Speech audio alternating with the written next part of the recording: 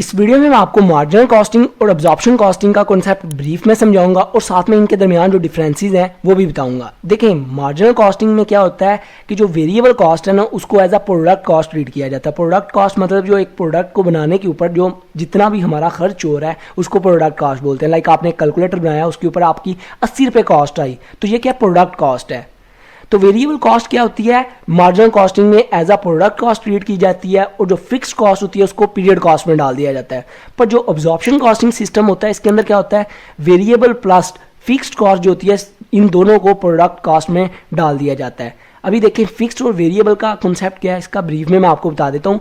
Fixed cost वो cost होती है जो टोटल में तो सेम रहती है, पर यूनिट वेरी करती है। क्वांटिटी बढ़ाएंगे तो आपकी पर यूनिट कॉस्ट जो है वो चेंज हो जाएगी, वेरी करेगी। एग्जांपल से बताता हूँ, जैसे आप अपने दोस्त के साथ रेंट में रह रहे हैं, दो दोस्त हैं, आप रेंट दे रहे हैं 10,000 रुपया, तो आप दोनों ने 10,000 रुपया रेंट देना है, कितना कितना 5,000 रुपया, तो फिक्स है। आप दो जो है आपने दोनों ने 5,000 रुपया देना है, टोटल में फिक्स हो गया है। आपका साथ ही एक दोस्त और आ जाता है, वो कहता है मैंने भी आपके साथ रहना है। आप कहते हो चलो ठीक है आ जाना, हम शेयरिंग करेंगे, जो रेंट है वो डिवाइड कर लेंगे। तो रेंट आपको फिक्स में टोटल में जो है 10,000 ही देना है, पर यूनिट जो है वो चेंज हो गया है। लाइक 3 बंदे हैं तो 3 बंदों ने 3-3 हज़ार और कुछ पैसे ऊपर हैं वो देने हैं। तो ये होता है फिक्स कॉस्ट, टोटल में सेम रहती है, पर यूनिट वेरी करती है।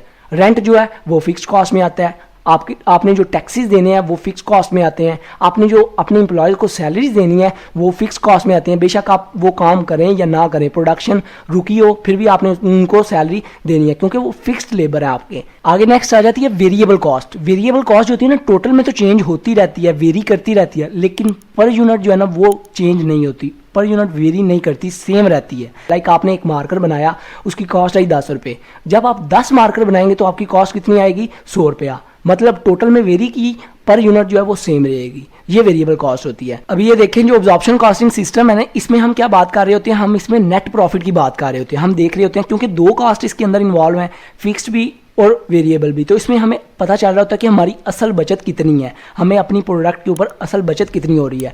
पर जो मार्जिनल कॉस्टिंग सिस्टम होता है ना, इसके अंदर हम ग्रॉस प्रॉफिट की बात कर रहे होते हैं, कॉन्ट्रीब्यूशन मार्जिन की बात कर रहे होते हैं। जैसे एग्जाम्पल से बताता हूँ, आपकी सेल हुई है 10,000 और आपको कॉस्ट आई है उस जो आपकी सेल हुई है सिर्फ उस प्रोडक्ट के ऊपर ना, आपको 5,000 रुपया कॉस्ट आई है। तो अभी 10,000 में से 5,000 आपने माइनस किया तो कितना बाकी पीछे बचा, 5,000। ये जो 5,000 है ना ये आपका ग्रॉस प्रॉफिट है। पर जो ग्रॉस प्रॉफिट होता है असल में वो आपका प्रॉफिट नहीं होता। क्यों? क्योंकि अभी ये देखें, आपने कमीशन भी तो दिया होगा ना जो सेल करने गया है, आपने रेंट भी तो दिया होगा ना जिस जगह पे आपने प्रोडक्शन की है, आपने टैक्स वगैरह भी तो दिया होगा ना, तो वो कॉस्ट भी तो आएगी ना। पर मार्जिनल कॉस्टिंग में वो कॉस्ट नहीं आती क्योंकि जिसकी वजह से हमारा प्रॉफिट ज़्यादा शो हो रहा होता है। पर अब्जॉर्प्शन कॉस्टिंग में हम फिक्स्ड कॉस्ट भी डाल लेते हैं जिसकी वजह से हमारा नेट प्रॉफिट आता है। नेट प्रॉफिट हमेशा ग्रॉस प्रॉफिट से कम होता है, जिसकी वजह से हमारा प्रॉफिट कम शो हो रहा होता है। और इसलिए मोस्टली जो इंडस्ट्रीज़ कंपनीज होती हैं बड़ी बड़ी अब्जॉर्प्शन कॉस्टिंग को फॉलो करती हैं, जिसकी वजह से उनकी इनकम कम शो होती है, जिसकी वजह से उनको टैक्स भी कम देना पड़ता है। तो एक एग्जाम्पल के ज़रिए से मैं आपको क्लियर कर देता हूँ। जैसे आप एक मोबाइल लेने गए, 10,000 का आपने मोबाइल लिया, किसी दूर से सिटी से जाकर लाए और उसके ऊपर आपकी 2,000 रुपये ना आपको रेंट वगैरह भी, मतलब ट्रैवल करने का आपका खर्चा वगैरह लग गया, ठीक है। तो टोटल कितना हो गया, 12,000। आपने अपने दोस्त को आके बेचा 15,000 का। अभी आपको उस मोबाइल के ऊपर जो बचत है ना वो कितनी हुई है, 5,000। इसी तरह मार्जिनल कॉस्टिंग जो है ना आपकी प्रोडक्ट के ऊपर जो बचत है वो निकाल रही होती है, पर असल में आपको पता है आपकी बचत जो हुई है वो कितनी है, 3,000। क्योंकि 2,000 आपका जो ट्रैवल का खर्चा वगैरह वो भी तो लगा है ना, तो असल में आपको कितनी बचत हुई है, 3,000। तो ये 3,000 वाला सिस्टम जो है ना अब्जॉर्प्शन कॉस्टिंग फॉलो करता है, नेट प्रॉफिट की बात कर रहा होता है। इसमें इसी तरह फिक्स्ड कॉस्ट को भी साथ ऐड किया होता है जिसकी वजह से आपकी इनकम कम शो होती है। तो ये छोटा सा कॉन्सेप्ट था, इनके दरमियान डिफरेंसेस थे। आई होप आपको क्लियर हो चुके होंगे।